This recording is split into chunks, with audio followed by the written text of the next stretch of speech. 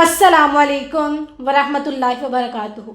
My dear sister and brothers, आज हम एक ऐसे मौजू पर बात करने जा रहे हैं जो खामोश ख़तरा बनता जा रहा है कि गैर मुस्लिम ममालिक में रहने वाले वालिदैन अक्सर कहते हैं कि हमने बच्चों को सब कुछ दिया है, अच्छी एजुकेशन, अच्छी फैसिलिटीज़, मगर इस्लाम कहीं पीछे, बहुत पीछे रह गया है।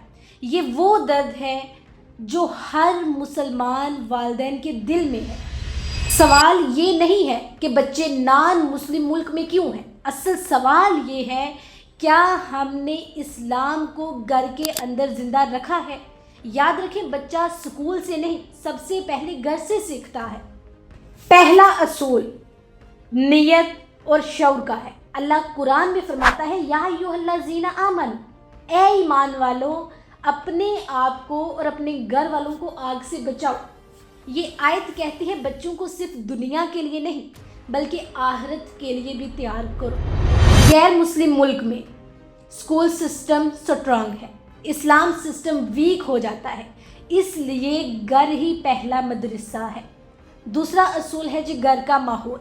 अगर घर में नेटफ्लिक्स लाउड है, म्यूज़िक कंस्टेंट है और कुरान शेल्फ पर पड़ा है तो बच्चा यही समझेगा कि इस्लाम सिर्फ ऑप्शन है। घर में कुरान हो, अजान की आवाज़ हो, नमाज विजिबल हो, बच्चे वो नहीं करते जो हम कहते हैं बल्कि बच्चे वही करते हैं जो हम कर रहे होते हैं।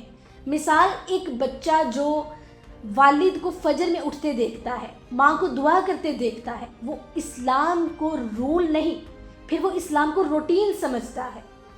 अगर पेरेंट्स ही सुबह नहीं उठेंगे, उठकर फजर की नमाज अदा नहीं करेंगे, वो दुआ नहीं करेंगे, वो कुरान को वक्त नहीं देंगे, तो बच्चे भी तो यही सीखेंगे ना कि 12 बजे उठ गए, रात 2 बजे सो गए, ना नमाज का पता ना कुरान का पता। अल्हम्दुलिल्लाह बहुत से बहन भाई ऐसे हैं जो नमाज पढ़ते हैं, अपने बच्चों को भी पढ़ाते हैं, लेकिन बात करने का मकसद ये है कि बच्चे वही सीखते हैं जो हम कर रहे होते हैं।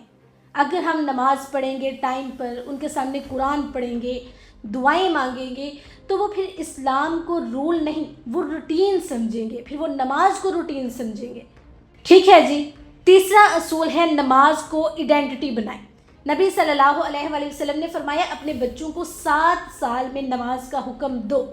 गैर मुस्लिम मुल्क में बच्चे स्कूल में नमाज मिस करते हैं, शर्म महसूस करते हैं। पेरेंट्स का किरदार क्या है? बच्चे को ये ना कहें कि नमाज फ़र्ज है, बल्कि ये कहें नमाज हमारी आइडेंटिटी है। Just like name, language, culture, सलाह इज़ हु वी आर। चौथा असूल, कुरान को ज़ुबान से जोड़ें। अगर पेरेंट्स कहते हैं कि बच्चा कुरान पढ़ लेता है मगर वो समझता नहीं है, तो इसका सलूशन क्या है? Short Suraaj, simple translation, daily की एक आयत, इस तरह लेकर चलें। कुरान को पनिशमेंट ना बनाएं, कुरान को प्रेशर ना बनाएं, कुरान को कनेक्शन बनाएं। ठीक है। 5वां असूल है क्वेश्चन से ना घबराएं। गैर मुस्लिम माशरे में बच्चे पूछते हैं, वाई इस्लाम ऑन, वाई हिजाब, वाई हलाल और हराम। ये सवाल बगावत नहीं है, क्योंकि अगर वालिदैन खामोश होंगे तो गूगल जवाब देगा और गूगल हमेशा सेफ नहीं होता। रूल क्या होना चाहिए? Question welcome, answer gentle. छठा असूल है फ्रेंड्स। फ्रेंड्स बच्चे की पर्सनैलिटी बनाते हैं। अब पेरेंट्स को क्या करना चाहिए? बच्चों के फ्रेंड्स को जानें, प्ले डेट्स ऑब्जर्व करें, बाउंड्रीज सिखाएं, रिस्पेक्ट एवरीवन बट फॉलो इस्लाम। ये बैलेंस बच्चे को कॉन्फिडेंट बनाता है।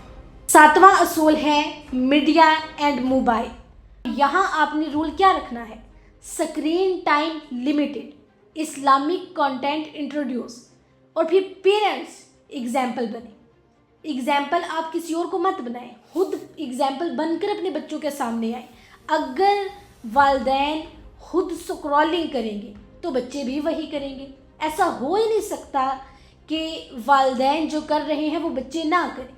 अगर आप स्क्रॉलिंग करेंगे तो बच्चे भी वही करेंगे। अगर आप नमाज़ें पढ़ेंगे तो इंशाल्लाह बच्चे भी नमाज़ें पढ़ेंगे। ठीक है। 8वां असूल है दुआ, कुरान की दुआ। دعا حضرت ابراہیم کی ہے اور آج کے پیرنٹس کے لیے بھی ہے. یاد رکھیں تربیت ایفرٹ ہے اور ہدایت اللہ دیتا ہے. اگر ہم ایفرٹ ہی نہیں کریں گے تو ہدایت کیسے ملے گی؟ So my dear sister and brothers, غیر مسلم ملک میں رہنا گناہ نہیں ہے، لیکن اسلام کو چھوڑ دینا یہ نقصان ہے. اگر گھر میں اسلام زندہ ہے اور باہر کا ماحول نقصان نہیں دے سکتا، اور اگر گھر میں اسلام مردہ ہے تو مسلم ملک بھی فائدہ نہیں دے سکتا. میں یہی دعا کروں گی کہ یا اللہ ہماری اولاد کو دنیا میں بھی کامیاب کر اور آخرت میں بھی سرخرو کر. آمین یا رب العالمین. مجھے اجازت دیجیے، انشاءاللہ نیکسٹ ویڈیو میں ملاقات ہوگی. اللہ حافظ.